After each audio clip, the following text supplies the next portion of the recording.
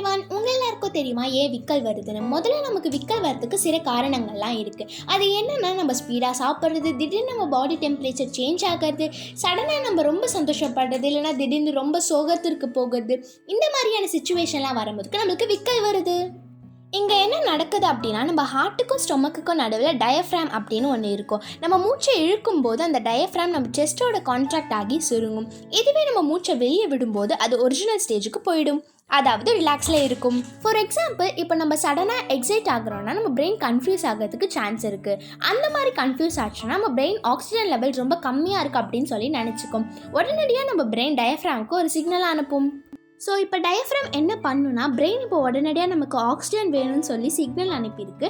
அதனால நம்ம செஸ்ட்டோட வேகமாக கான்ட்ராக்ட் ஆகி ஆக்சிஜனாக உள்ளே இழுப்போம் அப்படின்னு சொல்லி வேகமாக செஸ்ட்டோட கான்ட்ராக்ட் ஆகும். அப்படி அது கான்ட்ராக்ட் ஆகுது தான் நமக்கு வரும் விக்கல். So that's it. Thanks for வாட்சிங்.